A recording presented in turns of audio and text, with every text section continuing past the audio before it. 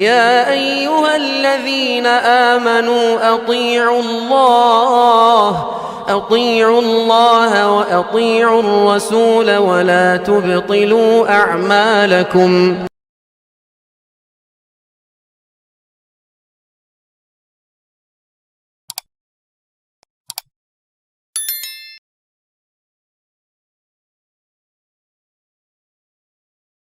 السلام علیکم ورحمۃ اللہ وبرکاتہ. الحمد للہ رب العالمین والصلاة والسلام على اشرف الانبیاء والمرسلین وعلى آلہ واصحابہ اجمعین وعلى من تبعهم بإحسان الى یوم الدین. اما بعد فاعوذ باللہ من الشیطان الرجیم. بسم اللہ الرحمن الرحیم. يا أيها الذين آمنوا اتقوا الله حق تقاته ولا تموتن إلا وأنتم مسلمون. يا أيها الناس اتقوا ربكم الذي خلقكم من نفس واحدة وخلق منها زوجها وبث منهما رجالا كثيرا ونساء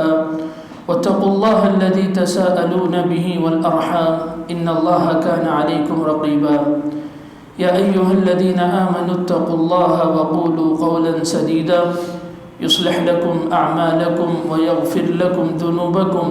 ومن يطع الله ورسوله فقد فاز فوزا عظيما. حاضرین گرامی اور پردہ نشین خواتین اسلام، اس سے پہلے کے دروس میں ہم لوگوں نے کتاب التوحید کی شرح سے پہلے اس کتاب کو لکھنے والے امام محمد بن عبد الوہاب رحمۃ اللہ علیہ کی سیرت سے متعلق 3 دروس ہم لوگوں نے سنے ہیں کہ امام محمد بن عبد الوہاب رحمۃ اللہ علیہ کی زندگی کا آغاز کیسے ہوا، دعوت کے کن کن مراحل سے امام محمد بن عبد الوہاب رحمۃ اللہ علیہ کو گزرنا پڑا، اور اس کے بعد اللہ تبارک و تعالیٰ کی طرف سے جو مدد آپ کے لیے آئی اور اس دور کے جو حکمران آپ کا ساتھ دیے، اس کے نتیجے میں کیا کچھ آپ نے کارنامے انجام دیے، یہ تمام تفصیلات ہم نے سنی. یہاں تک کہ ہم نے یہ بھی سنا کہ محمد بن عبد الوہاب رحمۃ اللہ علیہ کی وفات کب ہوتی ہے اور وفات کے وقت ان کی عمر کیا تھی، ان کے حالات کیا تھے. یہ تمام چیزیں ہم لوگ سن چکے ہیں. آج کے اس درس میں مجھے آپ کے سامنے امام محمد بن عبد الوہاب رحمۃ اللہ علیہ سے ہی جڑی ہوئی کچھ چیزیں آپ کے سامنے رکھنی ہیں. سب سے پہلی بات جو مجھے آپ کے سامنے رکھنی ہے وہ یہ کہ امام محمد بن عبد الوہاب رحمۃ اللہ علیہ کی خصوصیات کیا تھی، آپ رحمۃ اللہ علیہ کے صفات کیا تھے جن کی روشنی میں ہم اور آپ بھی اپنی زندگی کو سدھار سکتے ہیں، سنوار سکتے ہیں. امام محمد بن عبد الوہاب رحمۃ اللہ علیہ کی زندگی سے ایک بہت بڑا سبق ہمیں یہ ملتا ہے کہ امام محمد بن عبد الوہاب رحمۃ اللہ علیہ کے بارے میں آتا ہے کہ آپ قرآن مجید کی تلاوت بہت زیادہ کیا کرتے تھے. جب کبھی آپ کو موقع ملتا قرآن مجید کی تلاوت میں لگ جایا کرتے تھے. یہاں تک کہ آپ کے بعد شاگردوں کا کہنا ہے کہ جب کبھی محمد بن عبد الوہاب رحمۃ اللہ علیہ فارغ وقت میں ہوتے تو آپ زیادہ سے زیادہ ایک آیت کریمہ پڑھا کرتے تھے. وہ آیت کریمہ یہ تھی: ربی اوزعنی ان اشکر نعمتک التی انعمت علی وعلی والدی. اے اللہ تبارک و تعالی مجھے اس بات کی توفیق دینا کہ جو نعمتیں تو نے میرے اوپر کی ہیں اور میرے والدین کے اوپر کی ہیں، ان نعمتوں پر میں تیرا شکریہ ادا کر سکوں، یہ توفیق مجھے دے دینا. یقیناً آپ جانتے ہوں گے کہ حضرت سلیمان علیہ السلام کے دور میں ایک ملکہ تھی جس کو ملکہ سبا کے نام سے جانا جاتا تھا. یہ ملکہ جو ہے اسلام قبول کرنے کے لیے حضرت سلیمان کے پاس آنے والی تھی. تو اس موقع پر حضرت سلیمان علیہ السلام نے اپنے دربار میں جو جن وغیرہ تھے ان سے پوچھا تھا کہ کیا اس کا تخت کوئی میرے پاس حاضر کر سکتا ہے. تو ان میں سے ایک آدمی نے کہا، اللہ تبارک و تعالیٰ نے جیسے کہ کہا قال الذی عنده علم من الکتاب، جس آدمی کے پاس کتاب کا علم تھا اس نے کہا انا آتیک به قبل ان یرتد الیک طرفک، میں اس وقت تخت کو تمہارے پاس پلک جھپکنے سے پہلے حاضر کر لوں گا. فلما رآہ مستقرا عنده، حقیقت میں اس آدمی نے پلک جھپکنے سے پہلے اس تخت کو حضرت سلیمان کے سامنے حاضر کر دیا. اس وقت حضرت سلیمان رضی اللہ تعالی حضرت سلیمان نے یہ دعا کی تھی، رب اوزعنی ان اشکر نعمتک التی انعمت علی وعلی والدی. اللہ تبارک و تعالی جو نعمتیں تو میرے اوپر کر رہا ہے اور جو نعمتیں جو تو نے میرے والدین کے اوپر کر رہا ہے، ان نعمتوں پر شکریہ ادا کرنے کی مجھے توفیق عطا فرما. تو حضرت محمد بن عبد الوہاب رحمۃ اللہ علیہ کی زندگی جو ہم نے سنی، اس سے ہمیں یہ اندازہ ہوتا ہے کہ جہاں کہیں محمد بن عبد الوہاب رحمۃ اللہ علیہ کو پریشانیاں آئی، اللہ تبارک و تعالیٰ نے ان کا بھرپور ساتھ دیا. ایک ملک، ایک ملک کا حکمران ان کا ساتھ دیا، جس کی وجہ سے انہوں نے توحید کے پیغام کو پورے علاقے میں عام کیا. ان چیزوں کو مد نظر رکھتے ہوئے محمد بن عبد الوہاب رحمۃ اللہ علیہ ہمیشہ یہ دعا کرتے تھے کہ اللہ تبارک و تعالیٰ تو نے مجھے جو نعمتیں عطا کی ہیں، ان نعمتوں پر شکریہ ادا کرنے کی توفیق بھی تو ہی مجھے دے دینا. ایک اور صفت جو محمد بن عبد الوہاب رحمۃ اللہ علیہ کے متعلق آتی ہے وہ یہ کہ امام محمد بن عبد الوہاب رحمۃ اللہ علیہ بڑے ہی بہادر تھے، بڑے ہی جری تھے. یہاں تک کہ ہم لوگوں نے سنا سیرت میں، ان کی سیرت ہی میں سنا کہ جب کبھی لوگوں نے ان کو حق سے پھرنے کا مطالبہ کیا کہ عثمان نام کا ایک آدمی تھا، ایک امیر تھا، اس کے پاس کسی کا خط آتا ہے بڑے بادشاہ کا کہ یا تو ان کو قتل کر دو یا تو شہر سے نکال دو. اور عثمان جو ہے امام محمد بن عبد الوہاب کے پاس آیا اور کہنے لگا کہ یہ خط ملا ہے، مجھے آپ ہی کوئی حل بتائیے. محمد بن عبد الوہاب رحمۃ اللہ علیہ نے وہاں پر پوری جرأت سے کام لیا اور کہا کہ آپ صبر کرو، ایک وقت ایسا آئے گا یہ لوگ ہم سے جنگ لڑیں گے، ہم بھی ان کے خلاف جنگ لڑیں گے، لیکن اللہ تبارک و تعالی ہماری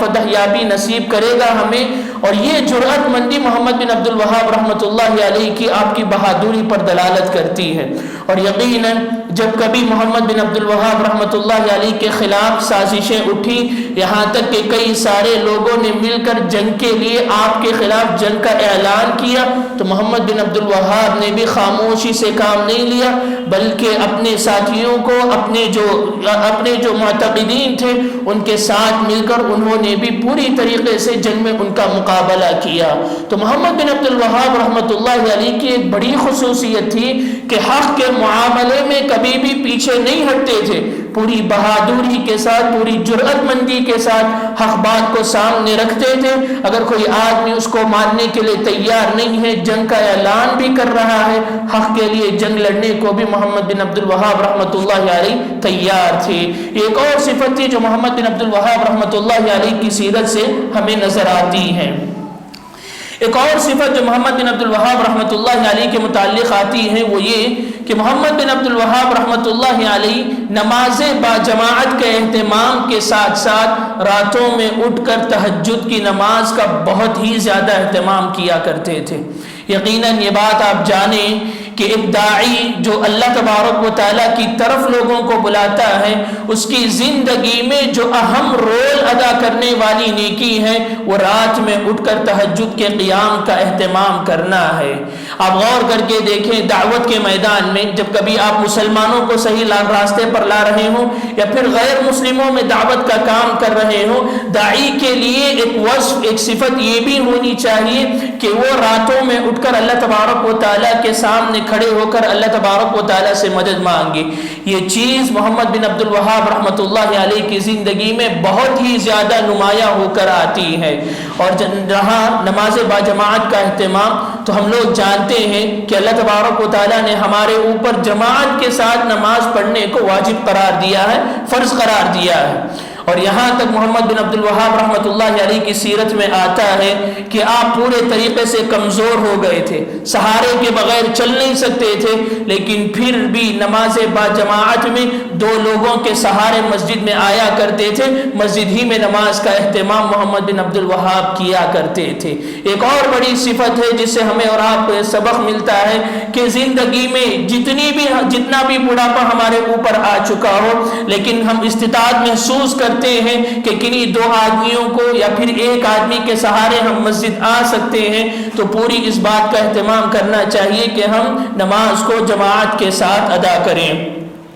اسی طریقے سے ایک اور آخری صفت جو محمد بن عبد الوہاب رحمۃ اللہ علیہ کے بارے میں آتی ہے وہ یہ کہ آپ رحمۃ اللہ علیہ بہت ہی زیادہ تواضع والے آدمی تھے۔ تواضع کا مطلب یہ ہوتا ہے کہ آدمی کے پاس بہت زیادہ صلاحیتیں ہیں، مال ہے، دولت ہے، یا پھر صلاحیتیں بہت ہی زیادہ ہیں، لیکن ان صلاحیتوں کو ہونے کے باوجود بھی آدمی غرور میں نہیں آتا، تکبر میں نہیں آتا، گھمنڈ میں مبتلا نہیں ہوتا، بلکہ ایک عام انسان کی طرح زندگی گزارتا ہے، جیسے غریب انسان ہو یا پھر عام انسان، چلتا پھرتا، اٹھتا بیٹھتا، لوگوں کے ساتھ ملتا جلتا ہے۔ اسی طریقے سے سلوک محمد بن عبد الوہاب رحمۃ اللہ علیہ کا ہوا کرتا تھا۔ آپ اس بات سے اندازہ لگائیں کہ محمد بن عبد الوہاب رحمۃ اللہ علیہ اپنے جو شاگرد تھے ان کے ساتھ اتنے ملے جلے رہا کرتے تھے کہ ان کے شاگردوں کی ہر پریشانی کا علم انہیں ہوا کرتا تھا۔ ان کا جو شاگرد ہے کس پریشانی میں مبتلا ہے، کن حالات سے وہ گزر رہا ہے، ان تمام باتوں کا علم محمد بن عبد الوہاب رحمۃ اللہ علیہ کو ہوا کرتا تھا۔ اتنی زیادہ تواضع ان کے اندر تھی۔ اور اسی طریقے سے آگے چل کر محمد بن عبد الوہاب رحمۃ اللہ علیہ نے جب ان کے شاگردوں کے اندر مال کی کمی آ گئی کہ شاگرد مالی حیثیت سے کچھ کمزور ہونے لگے، تو یہ اتنی زیادہ ان کی مدد کرتے تھے کہ انتقال کے وقت انہوں نے کچھ بھی مال نہیں چھوڑا بلکہ خود قرضدار ہوا کرتے تھے۔ انتقال کے وقت ان کے اوپر بہت بڑا قرض تھا جو ان کے شاگردوں نے یا پھر ان کے وراثت کا جو مال نہیں بچا تھا یا پھر حکومت نے اسے ادا کیا۔ یہ تمام مال جو انہوں نے خرچ کیا تھا اپنے ہی جو درس میں شریک ہونے والے شاگرد ہوا کرتے تھے ان کی پریشانیوں کو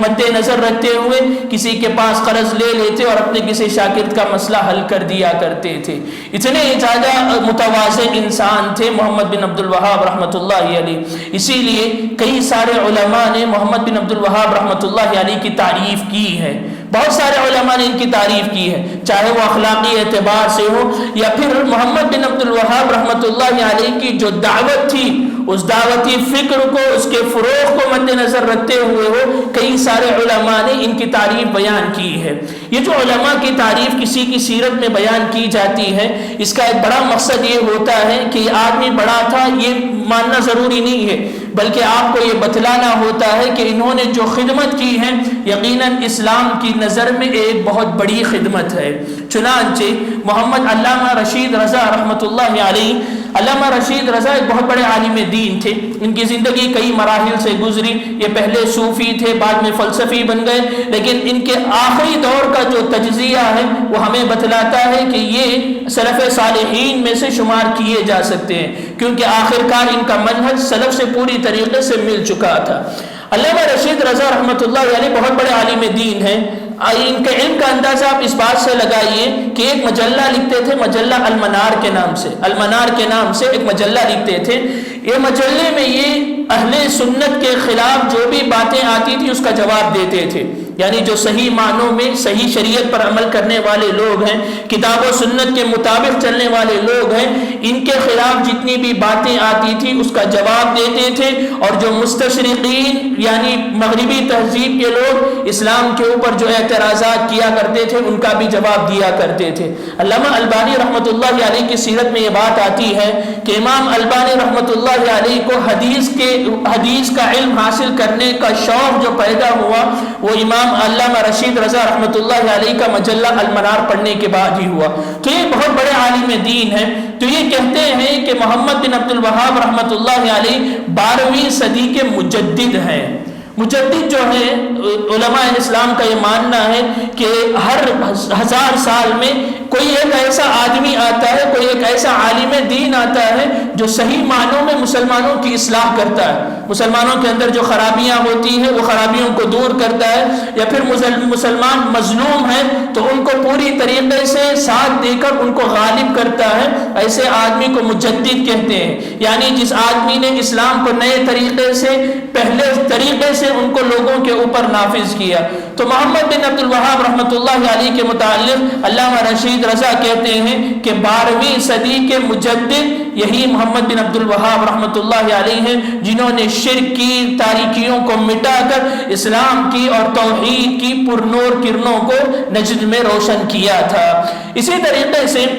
ایک بہت بڑے امام ہیں امیر صنعانی رحمۃ اللہ علیہ۔ یہ بھی محمد بن عبد الوہاب رحمۃ اللہ علیہ کی تعریف میں انہوں نے ایک نظم ہی لکھ دی، ایک بہت بڑا قصیدہ لکھا جس میں اعتراف کیا کہ نجد کی حالت کیا تھی، محمد بن عبد الوہاب نے وہاں آ کر دعوت کا کیسا کام کیا، ان کی وجہ سے کیا کیا اثرات لوگوں کے اوپر آئے، یہ تمام چیزیں انہوں نے تفصیل کے طور پر اس میں بیان کیا ہے۔ ان کی تعریف میں یہی کہہ دینا کافی ہے کہ ان کے خود کے والد عبد الوہاب رحمۃ اللہ علیہ، ان کا نام محمد ہے، ان کے والد کا نام عبد الوہاب ہے، عبد الوہاب رحمۃ اللہ علیہ خود اس بات کا اعتراف کرتے تھے کہ میرا بیٹا علم میں بہت آگے ہے۔ ان کے بھائی تھے سلمان نام کے، تو یہ خود نقل کرتے ہیں کہ ان کے والد کہا کرتے تھے کہ میں نے محمد سے بہت زیادہ چیزیں سیکھی ہیں۔ بلوغت کی عمر کو یہ ابھی نہیں پہنچے تھے، لیکن دینی طور پر ان کا شعور اتنا اچھا تھا کہ کئی مسائل میں اپنے والد سے مناقشہ کرتے، کئی مسائل میں اپنے والد کو بتلاتے کہ آپ اس مسئلے میں صحیح نہیں ہیں، صحیح مسئلہ ایسا ہونا چاہیے۔ تو محمد بن عبد الوہاب رحمۃ اللہ علیہ کے بھائی نقل کرتے ہیں کہ ان کے والد کہا کرتے تھے کہ محمد بن عبد الوہاب رحمۃ اللہ علیہ کے متعلق استفدت من ولد محمد فوائد من الاحکام، میں نے محمد سے یعنی میرے اپنے بیٹے سے احکام کے مسائل میں کئی سارے فائدے اس سے حاصل کیے ہیں، اس کی باتوں سے مجھے کئی سارے فائدے ملے ہیں۔ تو اس سے اندازہ لگا کر دیکھیے ایک والد اپنے ہی بیٹے کے مناقشے میں اپنے مسائل سے رجوع کر لیتا ہے، کتنے بڑے علم کی بات ہے، کتنے بڑے فخر کی بات ہے۔ تو یہ بہت ہی بڑے امام رہ چکے ہیں۔ ان تمام سیرت کو پڑھنے کے بعد ہمارے دلوں میں یا پھر یہ عمومی طور پر یہ سوال آ سکتا ہے کہ کیا اس دور میں محمد بن عبد الوہاب کے علاوہ کوئی دیگر علماء نہیں تھے کیا؟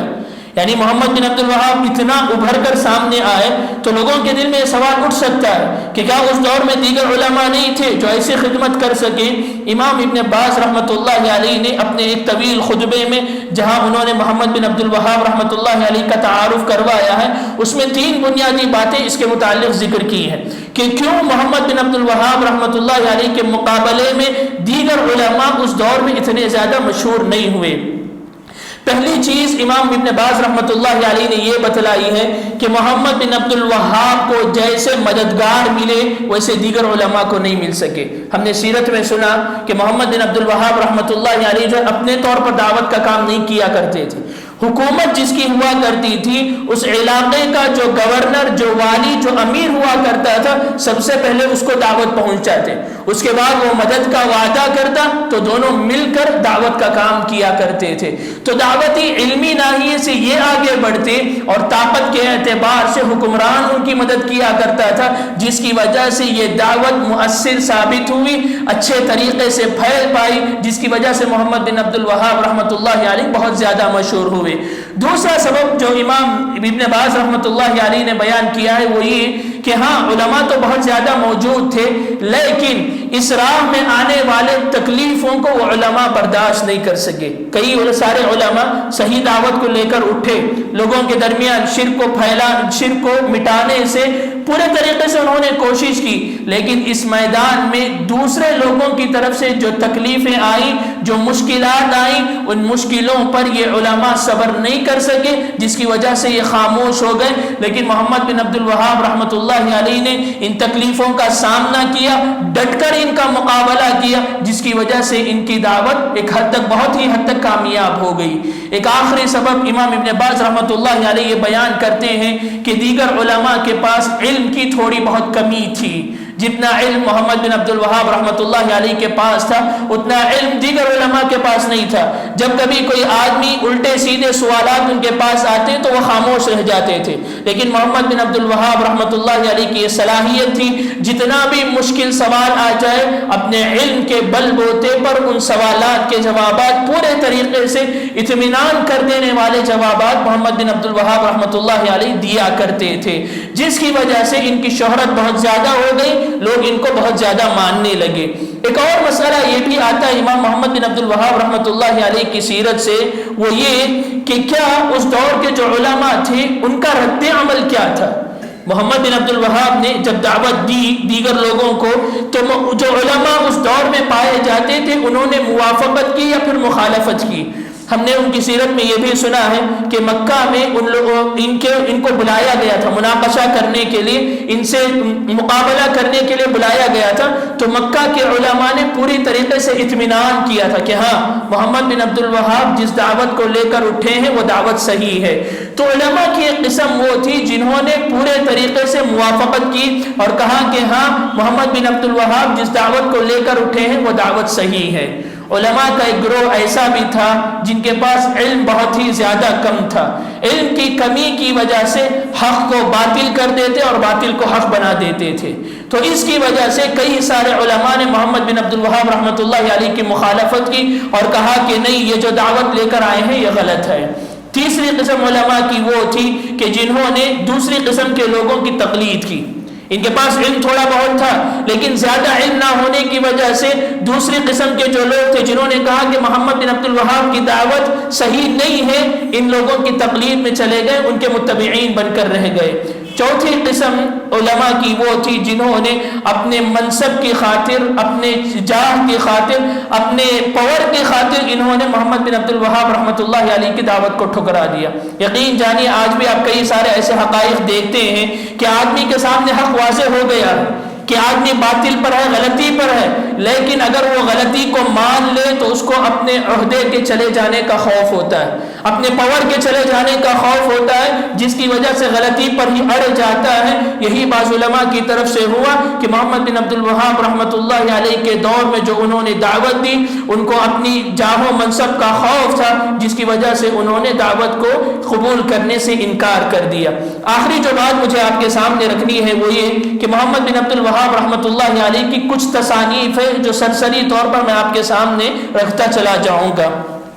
محمد بن عبد الوہاب رحمۃ اللہ علیہ نے اپنی زندگی میں بہت ساری کتابیں لکھی ہیں اور ان کی کتابیں بہت بڑی بڑی نہیں ہیں، مختصر کتابیں ہیں، آدمی اگر بیٹھے تو چند منٹوں میں ان کی کتابیں ختم کر سکتا ہے، لیکن یہ اتنی زیادہ معنی خیز کتابیں ہیں کہ جب علماء نے اس کی شرح کرنے بیٹھے، ان کی شرح کرنے لگے تو کئی جلدوں میں چلی گئی کتابیں، اتنے زیادہ معنی خیز الفاظ یا پھر اتنے دلائل محمد بن عبد الوہاب رحمۃ اللہ علیہ اپنی کتابوں میں استعمال کیا کرتے تھے۔ ان کی ایک کتاب ہے اصول ثلاثہ کے نام سے، یعنی 3 اصول، اس میں انہوں نے 3 اصول بتلائے ہیں۔ 3 اصول کیا کیا ہے؟ پہلا یہ ہے کہ معرفت الرب، اللہ تبارک و تعالیٰ کو کیسے پہچاننا چاہیے۔ سب سے پہلا اصول انہوں نے یہ بیان کیا کہ بندے کے اوپر یہ لازم ہے کہ وہ اللہ کو پہچانے، پہچاننا کیسا چاہیے، وہ تمام چیزیں انہوں نے بیان کی۔ اسی کے ساتھ یہ بھی بیان کیا کہ پہچاننے کے بعد کیا کیا چیزیں لازم ہوتی ہیں۔ رب کی حیثیت سے آپ نے اللہ کو پہچان لیا، مان لیا،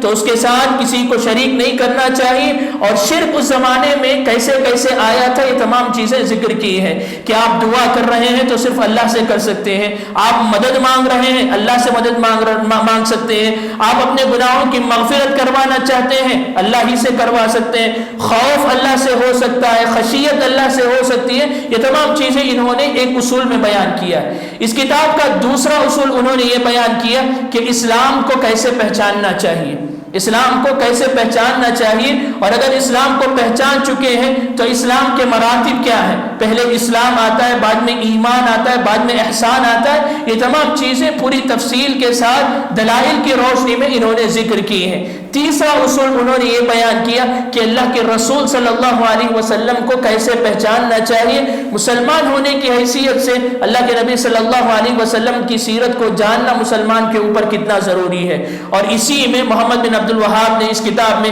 اللہ کے نبی کے متعلق جو غلط فہمیاں، جو غلط عقیدے مسلمانوں کے درمیان پھیلے ہوئے تھے، اس کا بھی پورے طریقے سے جواب دیا ہے۔ تو یہ ثلاثۃ اصول کے نام سے کتاب ہے، اصول ثلاثہ، 3 اصول جس میں امام محمد بن عبد الوہاب رحمۃ اللہ علیہ نے یہ 3 اصول ذکر کیے ہیں۔ ایک اور کتاب محمد بن عبد الوہاب رحمۃ اللہ علیہ کی ہے کشف الشبہات کے نام سے۔ کشف الشبہات میں امام محمد بن عبد الوہاب نے اپنے زمانے میں جو علماء تھے یا پھر جو باطل پرست لوگ تھے، ان کی طرف سے جو سوالات آئے تھے، ان کی طرف سے جو اعتراضات آئے تھے، ان کا تفصیلی طور پر جواب دیا ہے، جس کو ایک کتاب میں کشف الشبہات کے نام سے ترتیب دے دیا گیا ہے۔ ایک اور کتاب محمد بن عبد الوہاب رحمۃ اللہ علیہ کے مسائل الجاہلیہ کے نام سے ہے۔ مسائل الجاہلیہ میں محمد بن عبد الوہاب رحمۃ اللہ علیہ نے ان مسائل کا تذکرہ کیا ہے جس میں اللہ کے نبی صلی اللہ علیہ وسلم نے جاہلیت کے قوانین کی مخالفت کی ہے۔ اللہ کے نبی جب آئے تو اس وقت عرب کی جو کیفیت تھی، جو ماحول تھا، اس ماحول کو زمانے جاہلیت کہا جاتا ہے۔ اللہ کے نبی کی بعثت سے پہلے کا وقت زمانے جاہلیت کہا جاتا ہے۔ اس جاہلیت کے زمانے میں لوگوں کے اپنے بنائے ہوئے کئی سارے قانون تھے، تو ان قوانین کی اسلام نے کن کن قوانین کی مخالفت کی ہیں ان کو محمد بن عبد الوہاب رحمۃ اللہ علیہ نے اس میں جمع کیا ہے۔ اگر آپ یہ کتاب پڑھ کر دیکھیں تو آپ کو معلوم ہوگا کہ اس میں کئی ساری ایسی چیزیں ہیں جو زمانے جاہلیت میں تھی، اللہ تبارک و تعالیٰ نے اس کی مخالفت کی، اللہ کے نبی نے اس کی مخالفت کی، اس کے باوجود آج بھی یہ معاشرے میں، مسلمانوں کے معاشرے میں پائی جاتی ہیں۔ تو اس کتاب کا پڑھنا ہمارے اوپر ضروری بن جاتا ہے۔ اسی طریقے سے ایک اور کتاب ہے القواعد الاربعہ کے نام سے، اس میں محمد بن عبد الوہاب رحمۃ اللہ علیہ نے 4 قاعدے بیان کیے ہیں۔ القواعد الاربعہ کے معنی ہے 4 قاعدے۔ 4 قاعدے کیا بیان کیے ہیں؟ سب سے پہلا قاعدہ محمد بن عبد الوہاب نے یہ بیان کیا کہ اللہ کے نبی نے جن مشرکین کے ساتھ جنگ لڑی ہے وہ مشرکین اللہ تبارک و تعالیٰ کی ربوبیت کا اقرار کرتے تھے، لیکن ان کے ساتھ شرک ہوا تو الوہیت میں ہوا۔ ربوبیت اور الوہیت جو ہے یہ شرک کی ایک 2 قسمیں ہیں۔ ربوبیت کا معنی یہ ہوتا ہے کہ اللہ تبارک و تعالیٰ کو مالک ماننا، خالق ماننا، اسی کو رب سمجھنا، یعنی اللہ تبارک و تعالیٰ ہی ہمیں پیدا کیا ہے، پوری دنیا کو چلانے والا اللہ تبارک و تعالیٰ ہے۔ یہ تمام چیزیں جو ہے ربوبیت میں آتی ہیں۔ اور دوسری قسم ہے الوہیت، جب ہم یہ مانتے ہیں کہ ہمیں پیدا کرنے والا اللہ ہے، ہمیں کھلانے پلانے والا اللہ ہے، تو عبادت بھی اسی کی ہونی چاہیے۔ لیکن مشرکین مکہ جو ہے یہ مانتے تھے کہ اللہ ہی مالک ہے، اللہ ہی پیدا کرنے والا ہے، اللہ ہی دنیا کو چلا رہا ہے، لیکن عبادت کسی اور کی کیا کرتے تھے۔ تو اللہ کے نبی نے ان لوگوں کے ساتھ بھی جنگ لڑی۔ یہ سب سے پہلا قاعدہ محمد بن عبد الوہاب نے اس میں بیان کیا ہے۔ دوسرا قاعدہ جو بیان کیا ہے امام محمد بن عبد الوہاب رحمۃ اللہ علیہ نے اس میں وہ یہ کہ اللہ کے نبی صلی اللہ علیہ وسلم نے کفار کی یہ جو قسمیں تھی جن سے آپ صلی اللہ علیہ وسلم نے جنگ لڑی، وہ یہ تھی کہ کفار یہ سمجھتے تھے کہ یہ جو ہم جن کی عبادت کر رہے ہیں، جن کی پوجا کر رہے ہیں، یہ قیامت کے دن ہمیں اللہ کے سامنے سفارش کریں گے۔ صرف اتنا ہی ماننا تھا کفار مکہ کا کہ یہ لوگ جن کی ہم عبادت کر رہے ہیں یہ رب تو نہیں ہے، یہ خالق تو نہیں ہے، لیکن قیامت کے دن یہ ہماری سفارش کریں گے۔ یہ دوسرا قاعدہ امام محمد بن عبد الوہاب رحمۃ اللہ علیہ نے بیان کیا ہے۔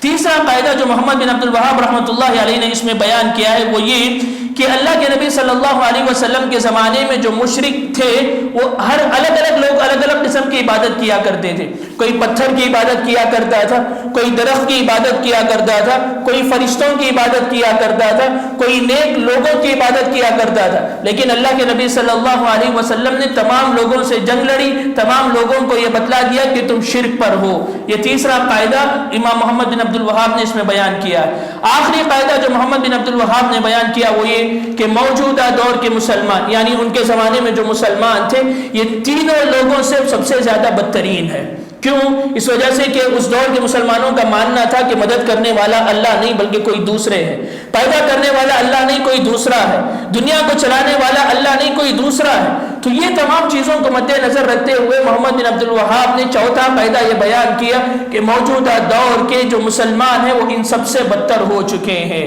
ایسا نہیں کہ صرف قاعدہ بیان کر کے چھوڑ دیا، محمد بن عبد الوہاب نے اس کتاب میں احادیث سے بھی استدلال کیا، قرآن مجید کی آیتیں بھی پیش کی ہیں کہ جو میں بات کر رہا ہوں وہ قرآن و حدیث کی روشنی میں کر رہا ہوں۔ ایک اور کتاب محمد بن عبد الوہاب رحمۃ اللہ علیہ کی نواقض اسلام ہے۔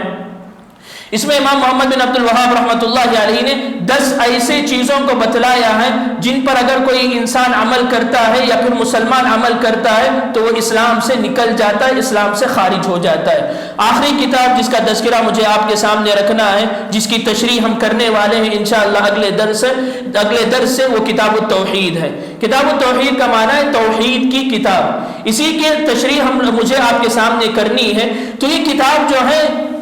علم توحید کے باب میں بہت ہی زیادہ اہمیت رکھنے والی کتاب ہے۔ اس کی کتاب کی اہمیت کا اندازہ اس بات سے لگائیے کہ محمد بن عبد الوہاب رحمۃ اللہ علیہ نے چند صفحات میں کتاب لکھی۔ تقریباً آپ کے سامنے یہ جو کتاب رکھی ہوئی ہے یہ بھی بہت بڑی ہے، یہ دو زبانوں میں تقریباً پائی جاتی ہے، لیکن اس سے مختصر کتاب ہے اتنی چھوٹی سی جو محمد بن عبد الوہاب رحمۃ اللہ علیہ نے لکھی ہے، لیکن یہ کتاب بہت ہی زیادہ توحید کے باب میں اہمیت کی حامل ہے۔ امام محمد بن عبد الوہاب رحمۃ اللہ علیہ نے اس کتاب کو 60 پر 60 الگ موضوعات میں 60 پر 6 الگ موضوعات میں تقسیم کیا ہے، یعنی الگ الگ مسئلے کو لے کر انہوں نے اس کے 60 پر 6 عنوان بنائے ہیں جو آ کر صرف اور صرف توحید پر منحصر ہے۔ سب سے پہلے توحید سے بات شروع ہوتی ہے کہ توحید کیا ہے، توحید کو ماننے والے کی فضیلت کیا ہے، اس کے بعد جو ہے اسی پر بحث کرتے ہوئے شرک سے کیسے بچنا چاہیے، شرک کیا ہے، اور اسی طریقے سے اگر کوئی آدمی شرک کرتا ہے تو اس کا انجام کیا ہے، بہت ہی تفصیل کے ساتھ امام محمد بن عبد الوہاب رحمۃ اللہ علیہ نے اس میں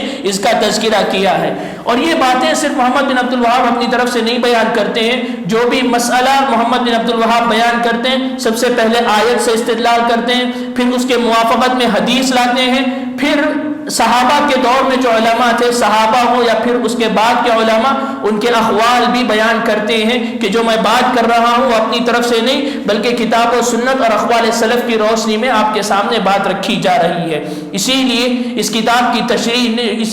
کو تشریح کرنے والے کئی سارے علماء ہیں، اس کتاب کے مفہوم کو بیان کرنے والے بہت سارے علماء ہیں، ان میں سے چند علماء کا تذکرہ آپ کے سامنے رکھنا چاہوں گا۔ انہی کے خاندان کے 3 افراد ایسے ہیں جنہوں نے اس کتاب کی تشریح کی اور وہ کتابیں بہت زیادہ مشہور ہوئی۔ ایک کتاب ہے تیسیر العزیز الحمید، اس کے مؤلف ہیں سلیمان بن عبداللہ آل شیخ، یہ انہی کے پوتے ہیں، محمد بن عبد الوہاب رحمۃ اللہ علیہ کے پوتے ہیں جنہوں نے اس کتاب کی تشریح کی ہے۔ ایک اور امام ہے شیخ عبد الرحمن بن حسن، ان کی کتاب ہے فتح المجید کے نام سے جو انہوں نے تشریح کی ہے، یہ بھی محمد بن عبد الوہاب رحمۃ اللہ علیہ کے خاندان سے تعلق رکھتے ہیں۔ ایک اور کتاب ہے التمہید کے نام سے، صالح بن عبد العزیز آل شیخ، یہ بھی محمد بن عبد الوہاب رحمۃ اللہ علیہ کے خاندان سے تعلق رکھتے ہیں، انہوں نے بھی اس کتاب کی تشریح کی ہے۔ اس کے علاوہ 2-3 تشریحات ان کی بہت زیادہ مشہور ہیں۔ ایک کتاب ہے القول المفید، القول المفید جو ہے امام ابن عثیمین رحمۃ اللہ علیہ کی جو پچھلی صدی کے بہت بڑے امام گزرے ہیں، مکہ میں رہا کرتے تھے، تو ان کی بھی تشریح بہت زیادہ مشہور ہے۔ اسی طریقے سے امام ابن باز رحمۃ اللہ علیہ کی بھی ایک کتاب ہے التعلیق علی کتاب التوحید، یہ کچھ کتابیں ہیں جن سے اگر کوئی چاہے تو استفادہ کر سکتا ہے کتاب التوحید کی تشریح کے مسئلے میں۔